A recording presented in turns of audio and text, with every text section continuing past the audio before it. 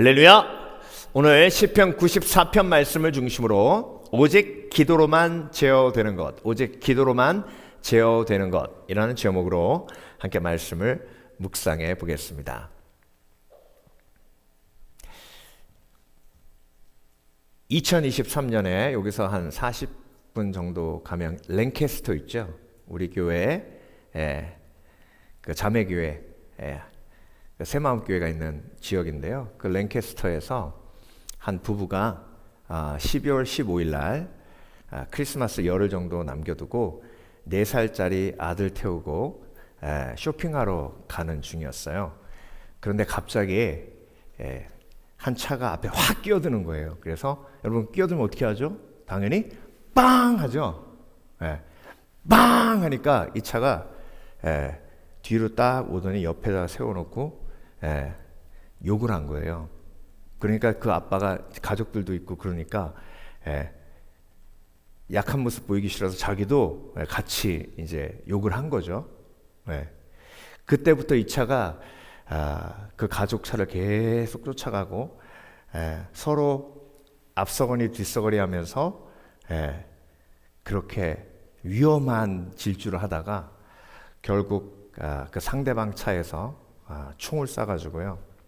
그 4살짜리 아이가 그 자리에서 즉사했습니다. 그 아이의 이름이 고르 아다미안이라는 아기인데요. 4살이에요. 여러분, 제가 왜 이런 슬픈 얘기를 하면서 시작을 하냐면요. 고속도로에서 물론 과속도 위험하고 그리고 역주행도 위험하고 또 위험한 것들이 너무나 많지만 그 속에서 환경적으로 위험한 것보다 더 위험한 건 우리 속에 있는 인간 속에 있는 죄성이에요. 죄성. 이게 한번 클릭되기 시작하면 여러분 얼마 전에는요 터널에서 갑자기 차를 세워가지고요 열받았다고 차를 세워가지고 뒤에 차들이 연속 충돌해가지고 난리 난 적이 있습니다. 그래서 여러분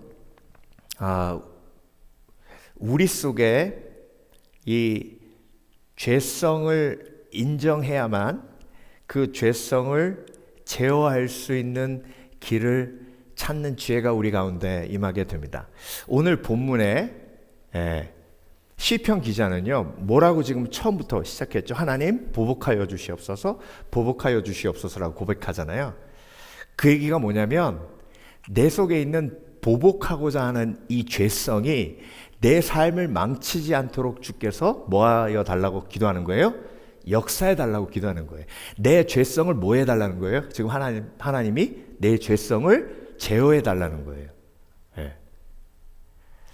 그래서 여러분 인간의 모든 비극을 돌아보면요 죄성이 제어되지 않았을 때, 특별히 보복성이 제어되지 않았을 때 가장 큰 재앙이 나에게 임합니다. 그러니까 여러분 환경도 사실 위험하지만 내 삶 속에 나를 가장 처절하게 망가뜨릴 수 있는 사람은 누구예요? 나 자신이에요. 예레미야서 17장 9절을 보면 만물보다 거짓되고 심히 부패한 것은 마음이라 누가 능히 이를 알리요. 여러분은 아십니까? 인정하십니까? 여러분 만물이 위험하고 정글이 위험하고 광야가 위험하고 그리고 폭풍이 위험하지만 그렇지만 그거보다 더 위험한 건 심히 부패한 인간의 마음인데 그걸 예루살렘 사람들이 몰라서 예루살렘이 망한다는 거예요. 저와 여러분 오늘도 내 속에 있는 죄성이 얼마만큼 내 삶의 위험 요소인지를 깨달으시는 지혜가 있으시길 주의 이름으로 축원합니다. 그 시편 기자는 그걸 알아서요 지금 하나님 앞에 나와서 뭐 하는 거예요? 기도하는 거예요. 여러분 인간은요 당하면 무조건 보복합니다. 인정하십니까? 어떤 형태로든요. 나를 공격하는 사람이 어떤 사람이에요? 나에게 기분 나쁜 말 하는 사람, 자존심 상하게 하는 사람, 내 밥그릇 건드리는 사람, 그리고 심지어 나를 기분 나쁘게 하는데 그 사람이 아무것도 안 했는데 그 사람 얼굴만 보면 내가 기분 나쁠 때도 있어요. 그러니까 그 사람을 또 적으로 여겨요. 그래서 여러분, 나를 제어하는 하나님의 은혜가 내 삶 속에 임하지 않으면 정말 내 삶은 위험할 수밖에 없습니다. 그래서 내 삶을 제어하고 내 죄성을 제어하는 방법은 성경에서 여러 가지 있어요? 아니에요. 한 가지밖에 없어요. 그게 뭐예요? 기도예요. 기도. 그러니까 내 속에 죄성의 위험성을 인정하는 사람은 뭐 하는 사람이에요? 기도하는 사람이에요. 그러니까 내가 기도 안 했을 때 어떤 일이 벌어지는지, 그리고 내가 기도로 내 마음속에 있는, 내 영혼 속에 있는 죄성을 제어하면 어떤 삶의 축복이 있는지를 깨달아 아는 과정이 어떤 과정이에요? 성장의 과정입니다. 그래서 여러분, 오늘 시편 기자는요, 명확하게 알고 있었어요. 내 속의 죄성을 제어하는 방법은 무슨 방법밖에 없다? 기도밖에 없다. 그렇게 지혜를 마음속에 품으시는 복된 그리스도인 되시길 주의 이름으로 축원합니다. 축원합니다. 다른 방법 있어요, 없어요? 없어요. 내 속의 죄성이 제어되는 방법은 오직 기도로 예수 그리스도의 십자가 앞으로 나아가는 것밖에 없습니다. 자, 그렇다면 오늘 본문의 시편 기자가 말씀을 통해 고백하는 기도로만 제어되는 내 속에 있는 죄성 세 가지를 함께 묵상하며 오늘도 이 죄성이 십자가의 은혜 속에 제어되어 가장 안전하고 평안한 삶을 누리시는 복된 그리스도인 되시길 주의 이름으로 축원합니다. 축원합니다. 첫 번째, 오직 기도로만 제어되는 건 나의 보복성이에요. 보복하고 싶은 마음. 1절 보겠습니다. 여호와여, 복수하시는 하나님이시여, 복수하시는 하나님이시여, 빛을 비추어 주소서. 여러분, 지금 시편 기자가 보복하고 싶은 마음이 가득해요. 그런데 보복하면 돼요, 안 돼요? 안 돼요. 왜? 보복하면 악한 영이 틈타요. 그리고 여러분, 보복한다는 건 뭐냐면요, 하나님 뭐라고 하셨어요? 로마서 12장 19절에 내 사랑하는 자들아, 너희가 친히 원수를 갚지 말고 하나님의 진노하심에 맡기라. 기록되었으되 원수 갚는 것이 내게 있으니 내가 갚으리라. 주께서 말씀하시느니라. 그러니까 원수 갚는 것이 내게 있다는 건 내가 주인이라는 거죠. 그렇죠? 그러니까 하나님이 주인이세요. 그러니까 원수 갚는 것은 하나님의 몫이에요. 근데 내가 원수 갚으면 내가 누가 되는 거예요? 하나님이 되는 거예요. 그러니까 원수 갚는 것 자체가 하나님의 주권을 인정하지 않는 거예요. 그래서 원수 갚는 순간 그때부터 기도가 멈춰요. 원수 갚는 순간 그때부터 사단이 내 삶 속에 역사하기 시작합니다. 왜? 내가 하나님의 주권을 그때 뭐 했기 때문에? 거부했기 때문에 그때부터 사단이 내 삶 속에 주인이 돼요. 그래서 원수 갚는 것이 이렇게, 보복하는 것이 이렇게 영적으로 두렵기 때문에, 무섭기 때문에 시편 기자는 지혜롭게 그 보복성을 하나님 앞에 인정하고 하나님 앞에 올려드리는 거예요. 근데 여러분, 눈에는 이에는 이라는 그 율법의 원리가 있잖아요. 그건 이스라엘이라는 나라를 하나님이 보호하시기 위해서 모세에게 준 율법이지, 그 율법 속에 하나님의 은혜가 들어가, 사랑이 들어가 이스라엘이 완전하게 되는 겁니다. 여러분, 하나님께서 원수 갚는다고 말씀하셨고요. 그 하나님의 원리대로 해야만 하나님의 주권이 내 속에 임하는데요. 인간이 원수를 갚으면요, 보세요. 누가 내 뺨을 때렸어요. 어이구, 내 뺨을 때렸어요. 그러면 나도 한 대 때리잖아요. 근데 그 사람 뭐라 그러는지 아세요? 너 왜 나보다 세게 때려 그래요? 그러고 또 때려요. 그러면 보세요. 나는 한 대 맞고 한 대 때렸는데 또 한 대 맞았잖아요.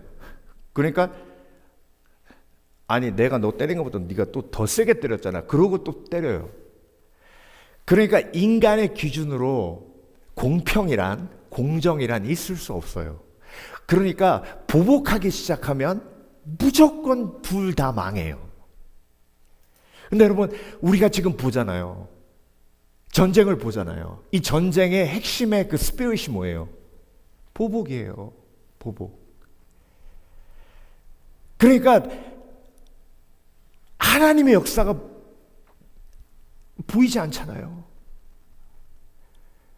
그러니까 너무 안타깝고 또 안타깝고 안타까운 거예요. 근데 여러분 그게 보이면 내 삶 속에서도 그걸 볼 수 있어야죠. 용서가 언제 무너지냐면요. 용서는 과정이고 용서는 죄와의 싸움인데요. 용서가 무너지는 게 보복할 때예요. 보복하면 용서했던 마음이 영적으로 무너져요. 그러니까 악한 영이 제일 좋아하는 거예요. 자, 인류의 첫 번째 살인이 뭐죠? 가인이 아벨을 쳐 죽인 거잖아요. 가인이 왜 아벨을 죽였어요? 나 자존심 상하겠다는 거예요.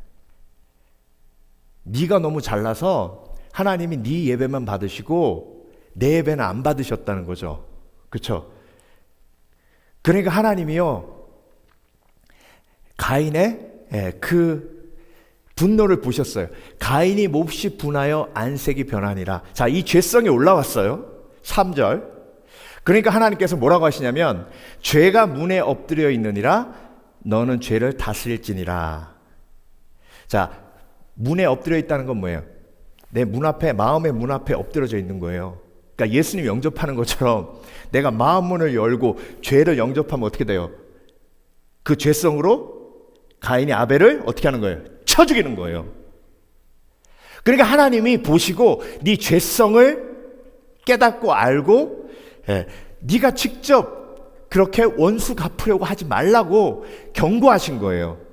죄가 문에 엎드려 있느니라 너는 죄를 다스릴지니라. 이렇게 하나님이 경고하셨어요. 근데 가인은 그때 무릎 꿇고 기도했어야죠. 그렇죠? 어떻게 됐을까? 하나님, 가인이 그렇게 기도했겠죠. 하나님, 나도 전심으로 하나님 예배했습니다. 나도 땅의 소출을 가지고 하나님 앞에 제물을 드렸는데 왜 아벨의 제사만 받으시고 내 제사는 안 받으셨어요? 그러면 하나님이 가인에게 말씀하셨겠죠. 그렇죠? 그러면 가인과 하나님과의 씨름이 시작이 되죠. 그리고 하나님이 깨닫게 하셨겠죠. 그리고 그 깨달음을 통해 가인의 욕심과 가인의 질투와 가인의 이기적인 마음이 드러났겠죠. 그러면 제어되는 거예요. 그러면 살인도 없어요. 근데 가인이 기도했어요, 안 했어요? 안 했어요. 근데 여러분 이 말씀 알면서도요, 우리도 죄가 문에 엎드려져 있을 때 죄를 영접할 때가 얼마나 많은지 몰라요.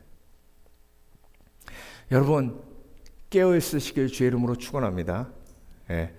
그래서 나를 공격할 때 내가 보복을 선택하지 않으려면 공격당한 즉시 하나님 앞에 기도하고 하나님 앞에 내 마음을 올려드리는 것이 중요합니다. 여러분 사도 바울이 제일 인간적으로 영적으로 무시당한 교회가 고린도 교회예요. 얼마나 무시당했냐면 인간이 제일 자존심 상하는 게 뭐예요? 외모로 무시당해야 돼요. 사도 바울이 키 작고 매부리 코라고 고린도 교회 성도들이 얼마나 사도 바울을 무시했는지 몰라요. 바울파, 그리스도파, 아볼로파, 게바파 있었잖아요. 그 나무집 파들이 사도 바울 무시한 거예요. 근데 여러분 사도 바울이 그렇게 무시했으면 고린도전서, 고린도후서 보복하는 마음이 있었으면 그거 안 써요. 여러분 나 무시하고 힘들게 한 사람한테 사랑의 편지 쓰고 싶어요? 절대 안 쓰죠. 그런데 사도 바울은 자기를 그렇게 영적으로 육적으로 무시한 고린도 교인들을 위해서 편지를 한 번 쓴 게 아니라 2번이나, 그것도 자기의 가시까지, 자기의 약함을 자랑하면서 자기의 피를 토하는 심정으로 고린도 후서까지 썼어요. 왜 그랬을까요? 어떻게 그럴 수 있었을까요? 내가 죄인 중에 괴수라는 그런 마음이 있었기 때문이에요. 나는 보복할 권리가 없다는 걸 인정했기 때문에 사도 바울은 보복하고자 하는 마음, 그 권리도 내려놓은 거예요. 여러분, 우리는요, 죄인 중에 괴수예요. 우리에겐 보복할 수 있는 권리가 없어요. 그것을 깨닫게 하시는 것이 십자가의 은혜고 복음의 능력인 줄 믿습니다. 그래서 여러분, 나에게 보복할 수 있는 권리는 이제 이미 없어졌고 내려놔졌고 하나님 앞에 올려드렸기에 제 보복하고 싶은 마음, 감정만 하나님 앞에 올려드리면, 그러면 나는 안전해요. 여러분, 보복하고 싶은 마음이 들면 들수록 하나님 앞에 무릎 꿇으시는 지혜가 있으시길 주의 이름으로 축원합니다. 축원합니다. 2번째, 오직 기도로만 제어되는 건 나의 불평이에요. 불평. 여러분, 오늘 시편 기자가 어떻게 불평하냐면요, 여호와여, 악인이 언제까지 개가를 부르리까? 우리가 불평할 때 도대체 언제까지, 하나님 언제까지? 지금 뉴스 볼 때마다 여러분 혈압 오르시지 않으세요? 주여, 언제까지? 악인이 언제까지 개가를 부르리까? 그들이 마구 짓거리며 오만하게 떠들며 죄악을 행하는 자들이 다 자만하나이다. 여러분, 전쟁하니까요, 아무 말 대잔치예요. 막 이쪽에서 와 이러면 저쪽에서 아 그러고 막 아무 말 대잔치예요. 그 말 속에 오만함, 자만함, 교만함, 왜 강하게 보이려고 하니까.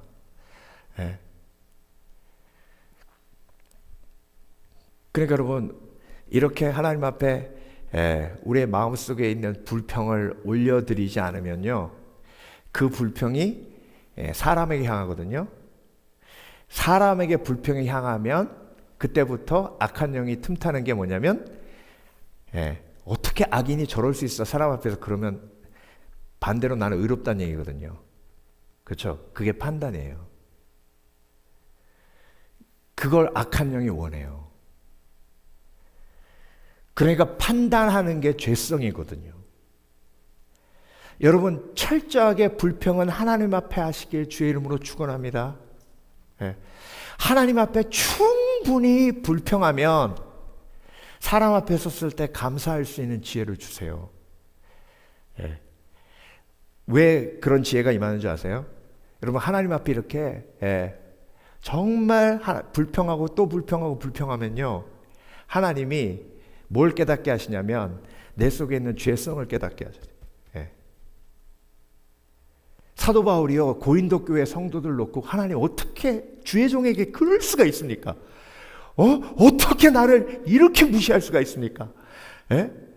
내가 그 간질병으로 고생해서 설교하다가 좀 쓰러졌기로써니 막 나를 괴물 쳐다보듯 그렇게 나를 무시하고, 그런 교회는 교회도 아닙니다. 그때 하나님이 그 불평을 들으시고 뭐라 그러셨겠어요? 네가 나한테 맨날 기도하는 게 뭐냐? 죄인 중에 괴수라고 하지 않느냐? 너도 교회를 핍박하고 스테반 돌로 쳐 죽일 때 너도 같이 하지 않았느냐? 그런데 내가 너를 은혜로 깨끗게 하고 다시 세우지 않았느냐? 그러니까 사도 바울이 기도하면서 깨닫는 거야. 나의 판단과 정죄가 얼마나 어리석었으면.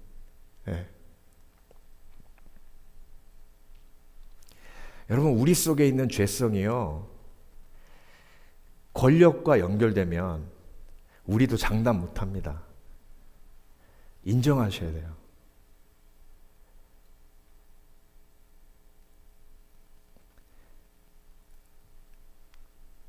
여호와여, 그들이 주의 백성을 짓밟으며 주의 소유를 공고하게 하며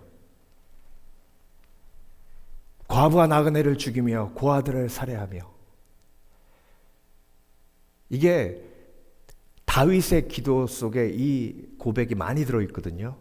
그런데 다윗이 사무엘하 28장에 자기가 3개월 동안 광야에서 유리하는 걸 멈추기 위해 하나님 앞에 다른 걸 선택해가지고 어떻게 됐어요? 역병이 내려가지고 7만 명이 죽었잖아요. 여러분, 다윗이 과부와 나그네를 죽이며 고아들을 살해하며 이렇게 악인을 향한 보복의 기도를, 불평의 기도를 하나님 앞에 드렸는데, 결국 다윗도 그 상황이 되니까 지 살려고. 여러분, 그래서 인간에게 소망이 없어요.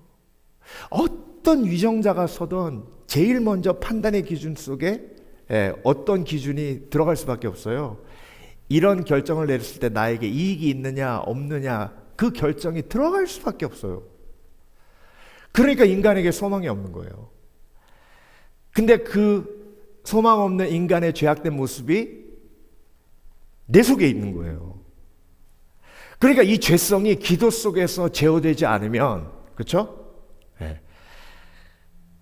나도 똑같이 내 삶 속에서 그런 기준으로 모든 결정을 내릴 수밖에 없는 것이죠.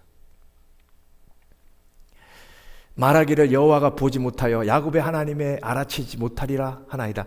하나님이 없는 것처럼 행동하잖아요, 악인이. 그러니까 그 태도를 보면서 어떻게 저렇게, 예수 믿는 사람이 어떻게 저럴 수 있을까? 근데 여러분, 그게 저와 여러분의 모습이에요. 사람들 안 볼 때 어떻게 예수 믿는 사람이, 그게 저와 여러분의 모습이잖아요. 이 죄성을 철저하게 인정하지 않으면 기도 안 할 수 없어요.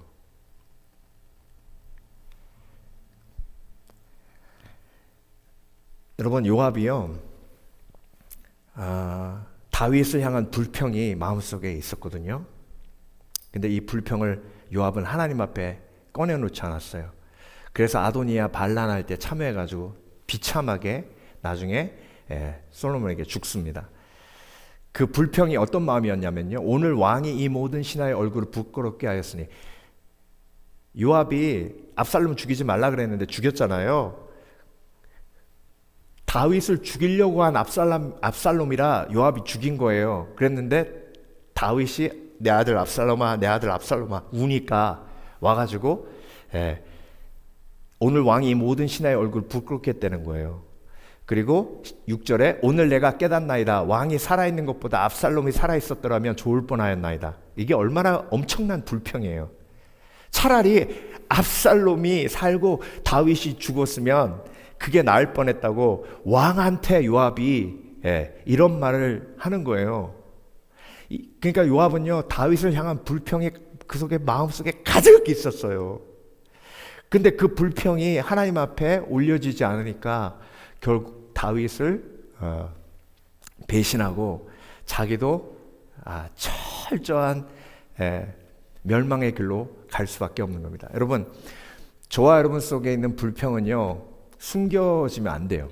숨겨지면 나중에 그 죄성이 행동으로 나타나요. 그러니까 여러분, 불평을 하나님 앞에 쏟아놓으신 지혜가 있으시길 주 이름으로 축원합니다. 자, 그래서 내가 누구를 향한 불평이 가장 많은가? 그 사람에 대한 불평이고요. 이 위정자에 대한 불평, 이 나라가 돌아가는, 이 세계가 돌아가는 불평, 이걸 다 하나님 앞에 다 쏟아놓으셔요. 목사님, 기도할 게 없어요. 왜 기도할 게 없어요? 내 불평이 태산 같은데, 내 속에. 그렇죠? 내 속에 쌓여있는 불평이 정말 태산과도 같이 어마어마한데 그거 다 쏟아놓으려면 기도 시간이 얼마나 많이 필요하겠어요. 여러분 제발 기도하실 때 시편 기자처럼 기도하는 지혜가 있으시길 주의 이름으로 축원합니다. 예, 시편 기자의 특징이 뭐예요? 미주알 고주알 기도예요. 시편 기자는요 뭉뚱그려 기도하지 않았어요. 하나님 제 속에 불평이 가득합니다. 그 불평을 다 하나님 앞에 내어놓나이다. 시편 어디를 보세요? 뭉뚱그려 하는 기도가 하나도 없어요. 시편 기도는 150편이잖아요. 제일 성경에서 제일 많은 분량이에요. 왜요? 하나님 앞에 쏟아놓을 게 너무 많으니까.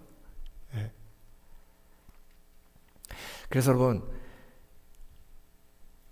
기도로 감사를 회복하시는 지혜가 있으시길 주의 이름으로 축원합니다. 감사가 내 속에 있다는 건요, 내 속에 죄성이 제어됐다는 거예요. 죄성이 제어되면 감사가 자동으로 나와요. 감사하다. 근데 이건 기도로만 가능한 일입니다. 기도로만. 자, 마지막으로 오직 기도로만 제어되는 건요, 나의 근심이에요. 나의 근심. 그래서 우상 숭배는 뭐냐면요, 나의 보복심, 나의 근심, 그렇죠? 이걸 기도로 해결하지 않고 다른 걸로 해결하는 게 우상 숭배예요. 자, 여러분 근심을 기도로 해결하고 계시는 줄 믿습니다. 자, 94편 17절 여호와께서 내게 도움이 되지 아니하셨더라면 내 영혼이 벌써 침묵 속에 잠겼으리로다. 침묵이라는 이 단어는 어두움, 죽음, 무덤 이런 뜻이에요. 그러니까 여호와께서 내게 도움이 되지 아니하셨더라면 어떻게 됐다고요? 내 영혼이 벌써 침묵 속에 잠겼으리로다. 걱정, 근심에, 어두움에, 절망 속에, 무덤 속에 빠졌을 거라는 거죠. 여호와께서 내게 도움이 되지 아니하셨더라면. 근데 여호와께서 내게 도움이 되시는 과정이 뭐예요? 기도예요.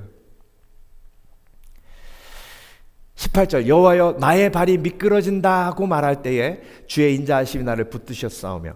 여러분 나의 발이 미끄러졌어요? 미끄러진다예요. 미끄러진다는 두려움이에요. 미끄러진다는 걱정이에요. 미끄러진다는 근심이에요. 그런데 미끄러진다, 나 죽겠다 했는데 주의 인자심이 나를 붙드셨대요. 붙드셨기 때문에 걱정, 근심이 뭐한 거예요? 날아간 거예요. 내 속에 근심이 많을 때에 주의 위안이 내 영혼을 즐겁게 하시나이다. 여러분 걱정, 근심을 만들어내는 내 속의 죄성을 제어할 수 있는 방법은 오직 한 가지, 기도밖에 없습니다. 그래서 아무것도 염려하지 말고 오직 기도와 간구로 너희 구할 것을 감사함으로 하나님께 아뢰라. 그래야면 모든 지각에 뛰어나신 하나님의 평강이 너희 마음과 생각을 지키시리라. 여러분 논리적으로 한번 생각해 보세요. 자, 이미 예수님께서 십자가에 못 박혀 죽으심으로 장사한 지 사흘 만에 부활하셔서 승천하심으로 내 영생을 예비하셨죠. 그래서 내가 예수님을 믿기에 이제 나는 죽음을 통해 부활합니다. 그렇죠? 그러니까 이미 죽음을 이겼어요. 그러니까 논리적으로 걱정할 거 있어요, 없어요? 없죠. 그렇죠? 그리고 공중에 나는 새를 보라, 들에 핀 백합화를 보라. 심지도 않고 거두지도 않는데 먹이고 입히시거늘 하물며 너희일까 보냐. 천부께서 모든 우리의 필요를 뭐 하신다고요? 공급하신다고요. 그렇죠? 생명 건지셨죠. 모든 필요 공급하시죠. 그러니까 사실 논리적으로 봐도 걱정할 거 있어요, 없어요? 없죠. 그러면 그럼에도 불구하고 내가 걱정 근심이 있는 건 원인은 한 가지예요. 그 약속을 믿지 못해서예요. 그 약속을 믿지 못하는 건 뭐예요? 내 속에 죄성, 불신앙이에요. 그러니까 이 불신앙이 죽으면 어떻게 돼요? 내 근심도 같이 죽어요. 그러니까 그 불신앙이 죽는 장소가 어디예요? 기도, 십자가 앞에 내가 믿지 못하는 불신이 죽을 때, 그때 참된 평안이 나에게 임하는 줄 믿습니다. 믿습니다. 예. 그래서 오늘 시편 94편 마지막에 여호와는 나의 요새시요 나의 하나님은 내가 피할 반석이시라. 이게 기도의 결말이에요. 그렇죠? 그러니까 언제 기도가 끝나는 거예요? 평안이 회복됐을 때. 여러분, 기도는요, 내 속에 평안이 회복되어 하나님이 오늘도 나를 지켜주시는구나. 하나님이 나에게 모든 필요를 공급하시는구나. 내 걱정이 너무 어리석었구나. 그걸 깨닫는 그 시점까지 기도하는 거예요. 여러분, 오늘도 평안을 회복하시고 저 문을 나가시길 주의 이름으로 축원합니다.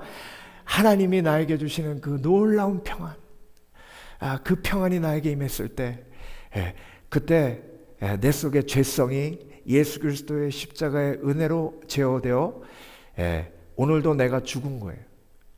여러분, 사도 바울이 그 죄성을 알기에 뭐라고 고백했어요? 나는 매일 죽노라. 그러니까 여러분, 야수가 우리 마음속에 살고 있는 거예요. 그걸 결박시켜 묶어놔야 되는데 그게 탈출되면 날뛰면서 나를 보복하는 사람으로 만들고 불평하는 사람으로 만들고 그리고 걱정 근심하는 사람으로 만들고.